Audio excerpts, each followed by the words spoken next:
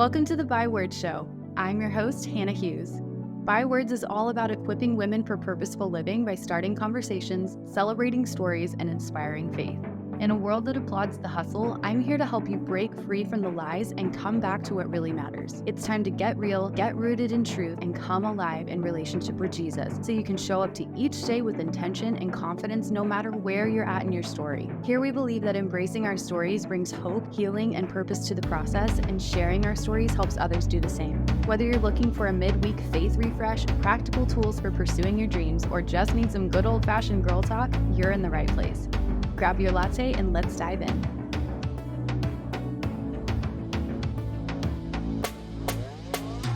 Hey friend, welcome back to another episode of the Bywords Show. Today is the day. I am so glad you're here. Della is also right here beside me, so we'll just see how this goes. How about that? I am looking forward to this episode. I was writing out like my notes and my thoughts about this topic, and I just realized how much my perspective, my mindset, and my approach to these things have changed in the last few years. So I'm just excited to share them with you. Today, I want to talk to you about creating habits and routines and rhythms for the new year that really serve you. Not just doing what you feel like you should do, but creating patterns in your life that ultimately are going to get you in line with what you feel like God is calling you to do and the life that you actually want, the person that you really want to be. And I know we talked a lot about that in the New Year's Eve episode right before the holidays when I was talking about my vision casting process for the new year and what I kind of do to set my goals, set my intentions for the new year. But even more than that, I just really wanted to have this conversation because I realized that so many women feel this pressure to go into the new year and be like, okay, gotta get better, gotta get healthier, gotta do all these things. Like, especially January, February, first part of the year, right? It's just so much talk about how we're gonna be our best selves this year, things we're letting go of, things that we're committing to, all of that. And then we can very easily get into a shame cycle when we don't follow through or we feel like we aren't measuring up, we're not doing enough, we aren't enough, those kinds of things.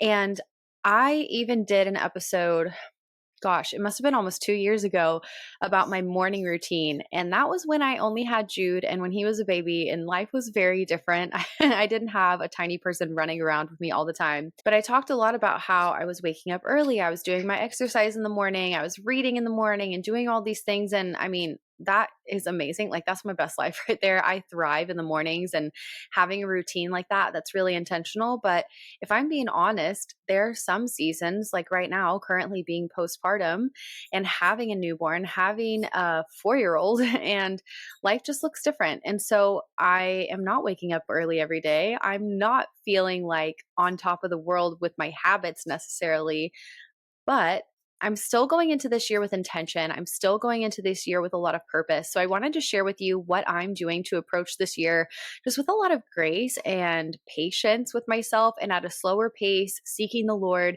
and just getting excited for what He has in store this year, because it has been a very freeing journey, a very long journey, I might add, but a very freeing journey to get to this point where I can start the new year not feeling like, okay, I have to go. I can't get behind. Like, I have to knock out all these goals. This year, I just feel like so peaceful and so hopeful and just like really present in what God is doing now and also preparing for what is coming. So, anyway, all that to say, let's dive into it. So, this year, I really wanted to take the time to get still and figure out, like, okay, what is actually important to me? What do I actually care about in my life? What matters to God in this season? And one of the most frequent prayers I've been praying lately is, God, show me what matters to you right now in this season, in my family, in my career, in my relationships, in my, day to day. What matters to you? What do you want me to be saying yes to? And when I've started setting intentions and goals, I'm making sure that those things are in alignment with that. Like, what are the main things, right? So it has been a challenge for me coming from being a high achiever, perfectionist, people pleaser, like those are the kinds of things that have been my past and the things that I struggle with from time to time, performance mentalities, those kinds of things. Being willing to say no to things is hard, right? But being willing to let things go that are not aligned with what God is calling you to in this season is so freeing. And honestly, the thing that I am working on so much and just really processing through lately is learning how to do a few things well, not trying to do 100 good things at once and just getting so overwhelmed and burnt out and tired from it. I really just want to commit to doing a few things well because then I feel like I can be more present in the process and not feeling like, okay, done with this thing, on to the next. I've got to do 100 things and like my to do list is just piling up. And I never really even get to enjoy the process because I feel so busy with it. And I don't want that anymore for my life and the season that I'm in, especially as a mom. I just want to be more present. So that's what I'm really thinking about this year as I am setting goals, setting intentions, and figuring out what habits that I want to stick and what things that I want to change in my life. So I wanted to read you something from this planner, Fresh Start Daily Goal Planner from Cultivate What Matters, which is actually a sister brand of Daily Grace Co., which you guys know I'm obsessed with them. But this planner is amazing so far. It really walks you through figuring out what matters to you, what matters in different areas of your life and relationships and goals you have, things like that. Here's Stella. But in this section about getting clear on your focus, they have so many good things, but I wanted to read you just a little tiny piece of it because I read this last night and I was like, oh my gosh, that's so good. And I underlined it like 100 times. So this is what it says. A helpful truth. Goals won't change your life. Knowing what matters will. Goals are simply a tool to bring what you've uncovered to life, and they may change with seasons and circumstances. What matters remains a constant compass. And I just love that idea of having a compass, like having some sort of anchor in your life or a filter is kind of the way I've talked about it on the show before. Knowing what matters to you, what you value, the things that you really want to prioritize, that's going to serve as your filter for what to say yes to, what to say no to. And so for me this year, as I'm getting back into a routine and creating these habits, like choosing what I want my goals and intentions to be, I'm really thinking a lot about that because I really want to stay rooted in my why, if that makes sense. You may have heard people talk about all of these thought exercises for vision casting and goal setting. Is you've got to know why you want to do what you want to do because that's what will keep you anchored when things get hard. It's going to remind you why you started in the first place. And I feel like this year, as I've been reevaluating that, it's made it so much easier for me to let things go. And I think I gave an example of this in the last episode, but I was talking about how Christopher and I went on a date to talk about our goals for the new year and just process through what's important to both of us, things we want to work on, areas we want to grow in. And Christopher brought up such a great point. He said that he thinks our value for our family this year should be peace. And immediately it just clicked with me. I was like, yes, like, we need that so badly, first of all. But secondly, what a great filter for how to know what commitments to take on, what to say yes to. Because if it doesn't align with peace, like if it disrupts our peace and takes away from it, it's going to be an automatic no. Like, what an easy way to measure that. And so I'm trying to apply that same kind of approach to all of my goals. So this year, like I said, I'm focusing on doing a few things well. And I've been doing this process of elimination, and something that was really, really cool. Sandra Graham, she's amazing. She's my Instagram friend, but she has a business called Smart Cookie Collectives, and she talks a lot about vision casting and all of that. It's just amazing. And she did this vision challenge at the beginning of the new year. If I can find it, I'll link it. But she leads you through these exercises that really help you figure out what really matters to you. Like what is your like ideal life basically. She has you do this incredible exercise where she is talking you through a visualization. And part of it that just was it just stuck with me was you walk downstairs of this beautiful hotel and you see this person walk through the door, and she is just captivating. Like she's one of those people that you're just like, oh, I want to be friends with her. Like she just seems amazing. She carries herself with so much confidence and poise and like, wow, like that's the kind of person I want to be around. She just seems like she's at home in herself, you know?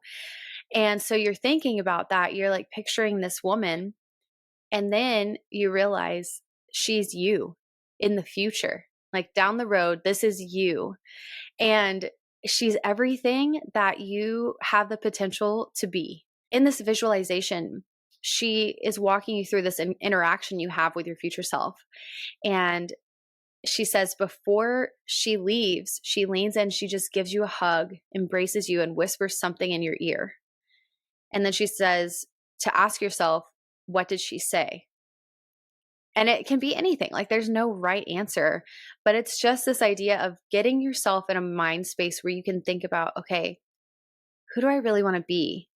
And what would my future self looking back say to me right now about where I'm at or where I want to go, those kinds of things. That was out of my comfort zone to think through that because as such a high achiever, I'm like, I'm just going to do it. Like, I'm just going to do the work, do the work, do the work. And then I forget that the person I want to be, I'm building her now. And so sometimes I get so stressed and overwhelmed and anxious thinking about all of those pieces and like, oh, how's it going to happen? How am I going to make this work? How am I going to be successful?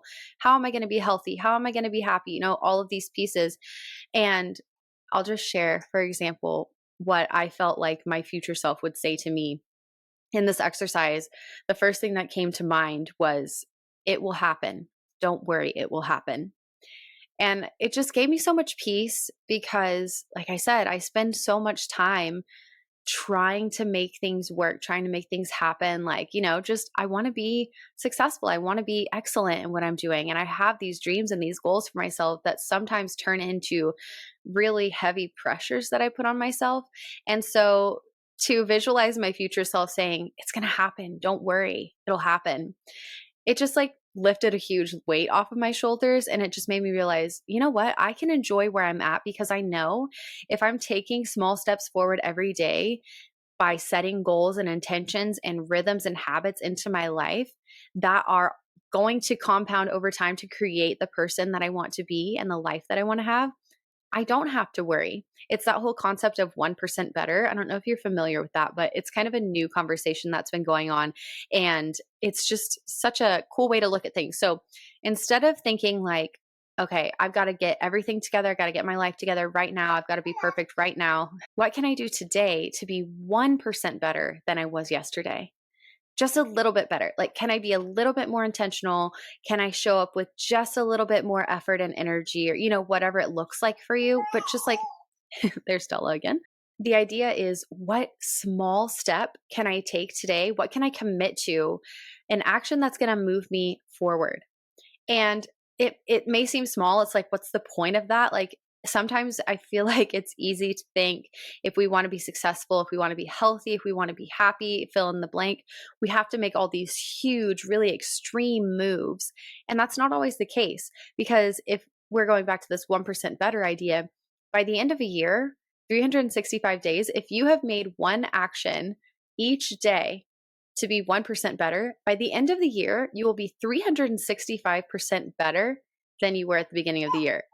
And I just think that's such a cool concept because again, it's so freeing. It takes the pressure off of us. It's not about how can I be my best self in 30 days or I need to change everything and I need to become a new person, like starting fresh. It's like, no, what can you do today? A small step that's a consistent step, because as long as you're being consistent, it doesn't really matter how big the action is. It's more about you just committing to being in the process. Another exercise in my friend Sandra's vision challenge was to write out your perfect day. If you have never done this exercise, I highly recommend it. Not only is it fun, but it's extremely insightful.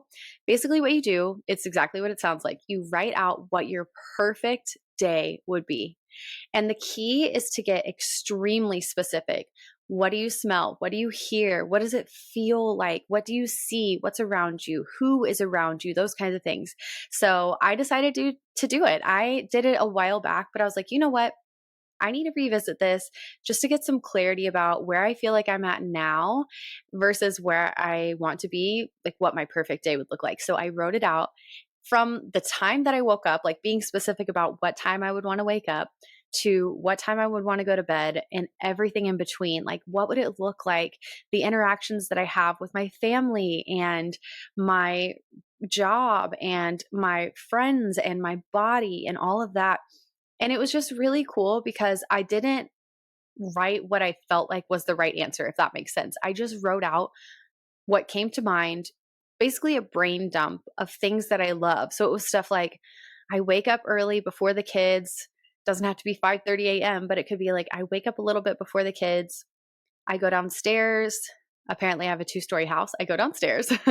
I have my morning quiet time, just reading in the quiet, having a little juice or some coffee and tea or whatever, and just spending some time in prayer and easing into the day. Then the kids get up. And we come downstairs, we eat breakfast as a family. Then the kids go off to school. Christopher takes them and he does his work for the day. And I go to the gym. Then I come home. I do my work for the day. I meet my friends for coffee. I come home. We have dinner as a family, those kinds of things. And as I was reading back through what I wrote, I just realized, wow, in my ideal day, it's not a day full of work. It's a day full of really connecting with God, with myself, with my family, with my friends, my people. And I just realized, wow, I think that's part of what's missing in my life right now is I'm working so hard. I'm trying so hard to make my business work, make my schedule work, and feeling like, oh my gosh, I have so much to do. And I just end up feeling lonely sometimes. I end up feeling so like just worn out. And I just realized, oh, that's something that I need is connection. Like I need to prioritize those connection points in my relationship with Christopher and my kids and my friends. And so I wrote that down as one of my goals for this year. Like I want to be really intentional about my relationships because I know I'm the kind of person that when I get stressed, I will turn inward or I will isolate myself if I'm struggling. And I just was really reminded of that when I did this exercise. So I thought that was really cool. This is also really cool. This is more social media related, but because I do a lot of work in that space, it resonated with me a lot. But I saw it on a TikTok video a while back, but then I've heard multiple people talk about it since. And the question they ask is, imagine you had 100,000 followers or whatever amount of followers you feel like is where you want to be. What kind of content would you be posting? Like, what would you be known for? And I was thinking about that and I was like, I don't know. I don't know if it would change. Like, what would I do differently? And basically, the point is just be that person now. So, going back to the example of writing your perfect day, it's like, what's so different about it? Like, what is different about your perfect day versus what you do now? And if there are things that you can point out, how can you start implementing those things into your day to day? Those are the kind of habits you should be forming. Those are the kinds of routines and goals you should be setting that will move you forward in a way that's aligned with what really matters to you and what matters to God for the season of your life. So I just thought that was a really cool way to look at it. Those are some exercises you can do to get started if you need a little bit of inspiration. Something else that I'm doing differently this year, it's actually from this book, The 12-Week Year. I can't remember who wrote it, but I just listened to the audiobook recently and it's so interesting. I've never thought about it this way before, but it makes so much sense. The idea is when you give yourself a much shorter time span to complete your goals, you're much more likely to take consistent action to actually achieve them. They talk about how a lot of the times when people have goals for the year, they may give themselves a lot of space to really commit to that. It's like, oh, it's fine. Yeah, I haven't done it yet, but the year's not over, and maybe putting it off or procrastinating, coming up with excuses, that kind of thing. But when you break your year down into 12-week segments and you think about, okay, this quarter, this is what I'm focusing on. I have 12 weeks. I'm going to get it done. And then I'm going to move to the next 12. And I think that's really cool because it just gives you like a way to kind of focus on different things and it doesn't have to feel so overwhelming. So rather than setting a ton of goals for the year, it's like, okay, what do I want to focus on in the first portion of the year? What do I want to focus on in the summer? What do I want to focus on in the fall? And what do I want to focus on as the year wraps up? So for me, what I am focusing on in these first 12 weeks is my health. not just physical, but also spiritual, mental, emotional, and also relationships, social as well. I actually have this cutie little habit tracker I made over here. I've posted about it on my Instagram, but I'm focusing on doing really small, simple goals consistently. So, in this habit tracker, I have goals for my spirit, soul, and body. And they are, what are they? No sugary sweet treats, like no desserts and things like that. I'm cutting back on sugar as much as I can because I have a big old sweet tooth and I'm trying to tame that this year. Second thing is to read my Bible daily. Just, I really want to get back into the discipline of really reading my Bible and applying and comprehending what I'm reading. I just want to be more intentional about my time in the Word this year, which, side note, I got this new study Bible. It's the Abide Bible. I've linked it in my Amazon storefront. I've talked about it on social media. I just cannot shut up about it because it's so amazing. It has a Bible in the Year reading plan at the front. It has introductions to all the books. It has little margin to write notes. And it also has prompts in it, like journal prompts, prayer prompts, things to contemplate, artwork to visualize, like help you visualize what you're reading. It's just very, very cool. And it's also beautiful. But yeah, so reading my Bible, being more intentional about my time in the Word. Third thing that I'm focusing on is moving my body at least, all of these are like at least 6 times a week. Best would be every day, but giving myself some grace there. So moving my body at least 6 times a week. And that can be a workout, that can be a walk, it could be stretching, like just something to engage my body. And so that's been really fun because to me, I'm like, oh, I kind of like want to get creative. Like maybe I don't have that much energy today. Can I still go for a walk? Can I still do yoga or a stretch or a meditation, whatever it looks like? And then the last one is prioritizing phone-free family time. And this isn't like all day long, never on my phone. It's really tricky because Christopher and I both work from home. But something that I want to work on is putting my phone away for periods throughout the day to where I can just really give one-on-one, undivided, eye contact attention to my children or to Christopher without any notifications pinging or anything else going on.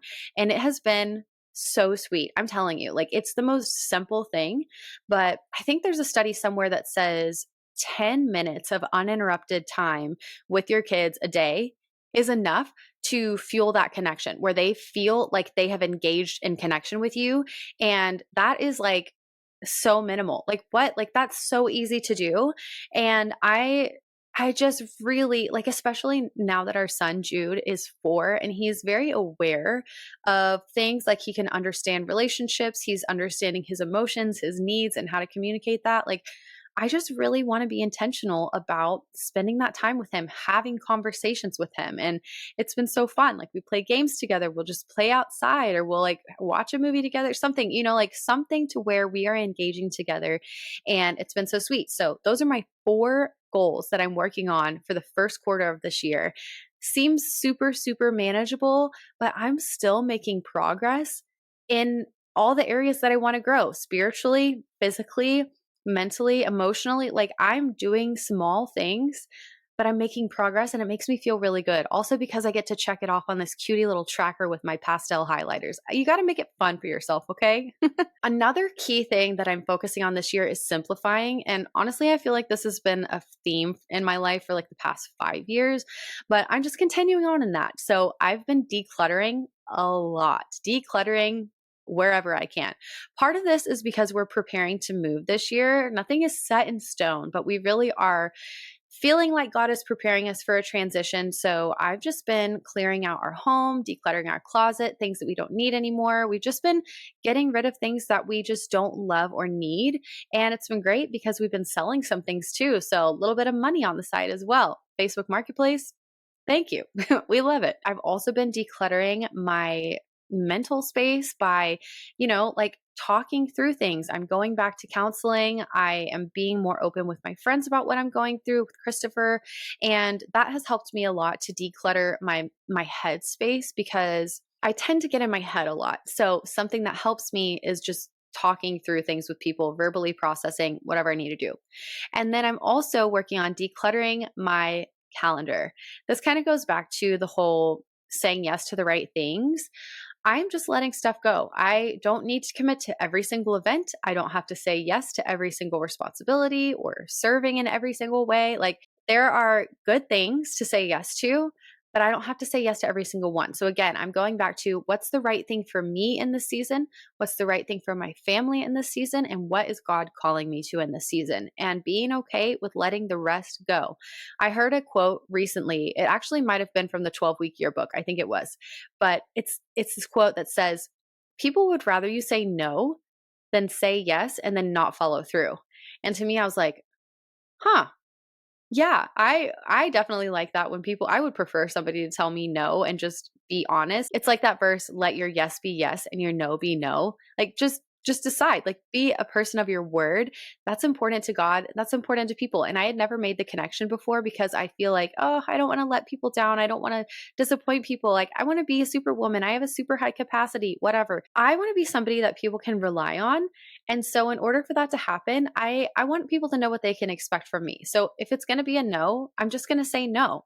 But if I can commit to it, I'll say yes and I will give it my best. So that's another way that I'm this year going to be decluttering my schedule, because unless I can fully say yes and commit to it and give it my best shot, then I'm just not, because it's not worth it for me, my time and energy, and it's not worth it for me to not follow through for somebody else either. Do you know what I mean? Okay, these are a couple more like random thoughts, but I thought I'd throw them in here in case it inspires you for this year.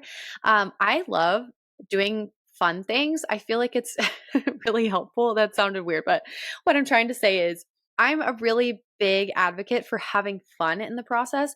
I don't think that goal setting should be drudgery. I don't think that you should feel an obligation to your goals or whatever intentions you set or your habits you're trying to create. If you enjoy it, there's more incentive for you to continue doing it, right? So have fun. Find ways to celebrate along the way. Give yourself incentives where it's like, hey, when I hit this milestone, I'm going to reward myself with this. So I'm doing that this year. I'm giving myself little prizes along my journey. And I just think that's fun. That motivates me. Find what motivates you and is fun for you. This year, for some of my goals, I created a what I'm calling 30 by 30 bucket list. It's right up here. You can see it in the video. I've already marked a few off, but I turned 30 this year, y'all. She's getting old. I used to be terrified of it, but now I'm kind of like excited. So I made this 30 by 30 bucket list of things that I want to accomplish before my 30th birthday. Some of them are outlandish, some of them are random. Actually, would you like me to read you a few? I want to go to a cooking class, a wine tasting. I want to do a pottery class. I've been saying I want to do pottery class for like 10 years and I haven't done it. So this is the year. I want to go to a TED Talk. I don't know how you do that, but I want to do it. I think that'd be really cool. I want to visit a new country and a new state. I want to attempt to run a 5K. I've never been a runner, but I think it'd be really cool to try. What else? I want to see a waterfall. Never seen a waterfall in person. I think that'd be really cool. So it's just fun things where they're kind of goals, but more of like bucket list items with an end date. It gives me something to look forward to, you know? Something else that I have done in the past, and I may implement again this year, like more consistently, is break up my week into specific days for things, like assign things to a day. And what I mean by this is I've done like screen free Sundays or scroll free Sundays where I take a break from social media. I don't have my phone on me very much. Do not disturb is on. And I just take the time away to get unplugged and really focus on resting, being with my family, just being still and quiet, enjoying nature, whatever it looks like. This is kind of the structure that I'm thinking. Sundays are a refill day. And again, you do not have to do it this way. You have to figure out what works for you, but this is just an idea and this is what has worked for me. Sundays are a refill day where I can prep for the week, feed my spirit, get refilled, and get ready for the week. Mondays, y'all know, Monday is self-care day. That's not going to change probably ever. I love my Monday self-care days. This is the day where normally people would rush into the week. It's like, all right, it's a Monday, hit the ground running. Mondays for me are Sunday, I've been refilled. So Monday, we're just letting it all soak in. I'm giving myself time to really be present in the week, really be present with my family, with myself, with God, set intentions for the week, and really like kind of an extension of the preparation of Sunday. My Mondays serve as that for me in my schedule. Then Tuesday through Friday, that's the overflow, right? That's pouring out into others, pouring out into my work. That's the output of my week. And then Saturdays, you come back. It could be a Sabbath, it could be a rest day, it could be a fun day, family day, whatever you want it to be. But that's kind of like a structure, a rhythm that I have developed in my life that seems to work for me. So, whatever structure you want to do, you just have to find what works for you, your family, your season, your schedule. But I find that having some sort of anchor in my schedule, like for me, knowing that my Mondays, I'm going to do something that is caring for myself, whether it's taking a bath, doing a face mask, making a really special, yummy meal, going for a walk, doing an exercise, just something to really let everything that I've gotten filled up with on Sunday soak in. That way, my output for the week is going to be my best. And then just a couple other ideas if you're looking for like, okay, well, I don't know. Like I have these ideas of what I want to be and the life that I want, but I don't know specifically what kind of goals could help me do that. Here's some things that I am focusing on. I don't know if you guys have seen that ins and outs trend for this year, but it's like, what are you keeping in this year and what are you getting out? Some of the things that that are going to be my in for 2024 are trying to reach for my Bible before my phone in the mornings. I will admit it. I've become the kind of person that picks up my phone when the alarm goes off and I just start to scroll.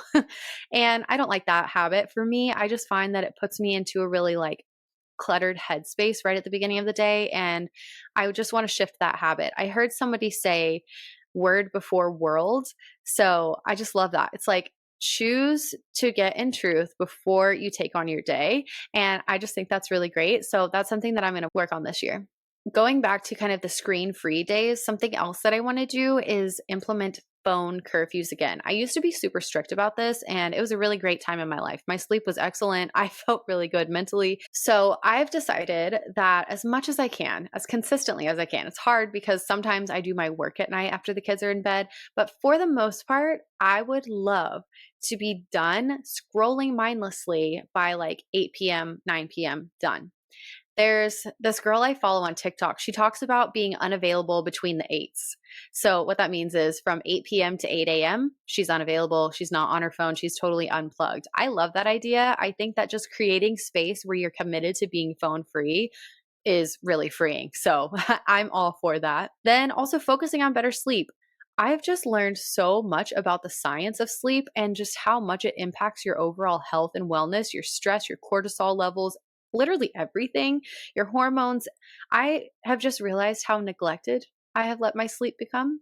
And I want to change that this year. Putting a curfew, setting myself up for rest by not having caffeine too late in the day, really giving myself a winding down routine. Yeah, it's different right now. I'm waking up to feed a baby sometimes in the night, but as much as I can, just focusing on prioritizing really good quality sleep, not staying up too late, those kinds of things. The 1% better idea, not trying to rush results or be perfect. This year, actually, one of my mottos for this year is purpose over perfection.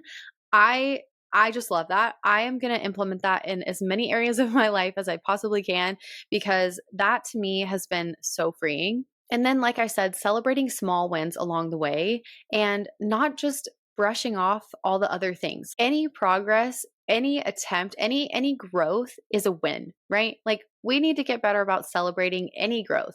Doesn't matter if it's seen or celebrated or recognized by people or liked on social media. Any small step forward is progress. And so I just want to be intentional about like really soaking it in, being in the moment, being really present in the process, realizing, oh my goodness, like thank you, Lord, for all the good that's around me right now, not just when I get there, if that makes sense. Another thing this year that I think is going to be just so important. I just feel this as a theme for a lot of people because I've just had so many conversations with women who are craving community and relationships.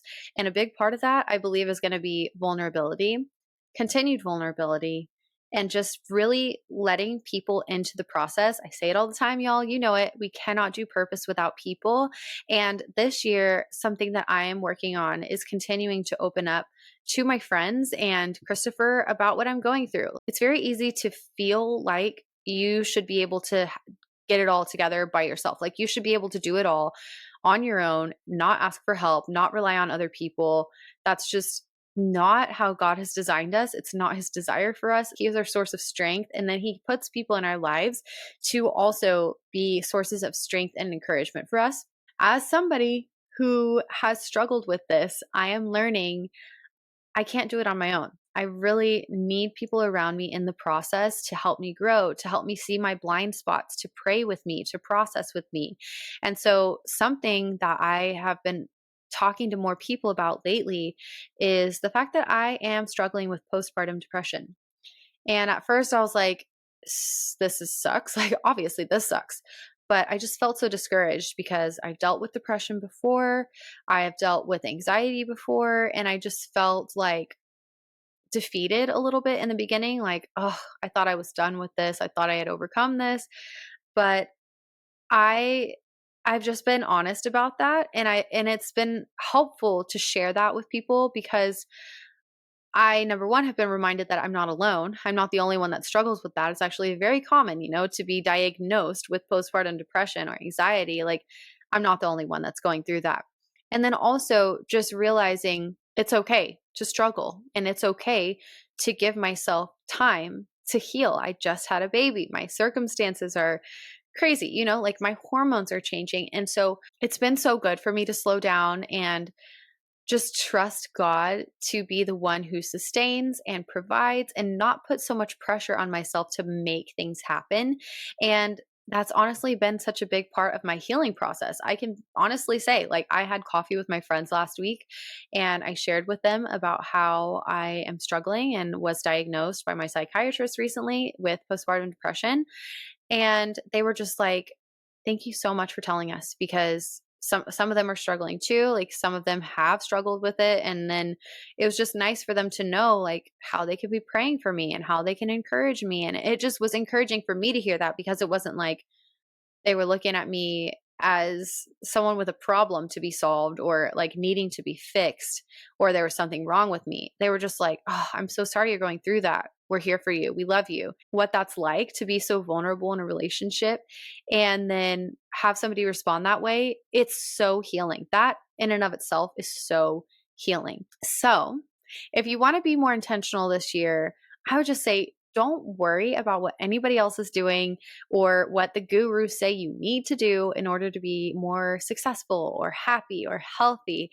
Take the time to figure out what matters to you and what God is calling you to in this season.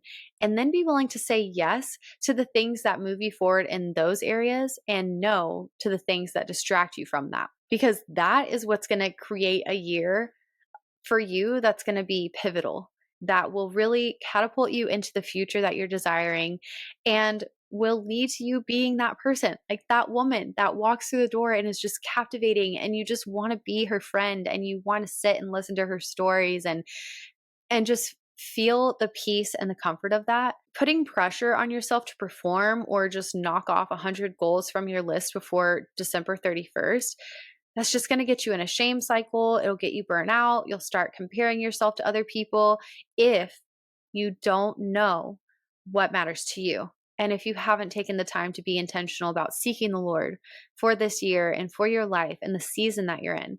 So I would really encourage you, if you want to set some goals for this year that are going to take you to the next level, that are going to help you be more intentional in your rhythms and your habits and your routines, start there. Hope this was helpful, just sharing a little bit about my process and what I have been thinking through lately and some of the habits and routines that I am implementing this year. I'm really excited. I mean, it's only January, what? Second week, third week of January? Well, I mean, it's almost February. I don't know. This year's flying by already. How did this happen? But it's not too late, basically, is what I'm trying to say. It's not too late to start being intentional, showing up to each day with purpose. You're never too late. You're not running behind. So if you needed to hear that today, I hope this was encouraging. I'm so excited for this year and just really hopeful for what God is doing. I already just feel so much peace and freedom from letting go of all the obligations and focusing on doing a few things well. So anyway, that's all for today, my friend. I love you guys and I will talk to you soon. Thank you so much for taking time out of your day to tune into another episode of the Byword Show. I love having you here, and I am truly so thankful for your support. Don't forget to share a screenshot of this episode to let me know you were here, and quick favor, if you enjoyed this episode, would you take a second to leave a review? It really helps our community grow. If you want more, you can shop my books Waking Up and Love Is at thehannahhughes.com or on Amazon, and be sure to join my email list for all the latest news. I can't wait to chat again soon, but in the meantime, be sure to come connect with me on social media, and remember, I'm cheering you on.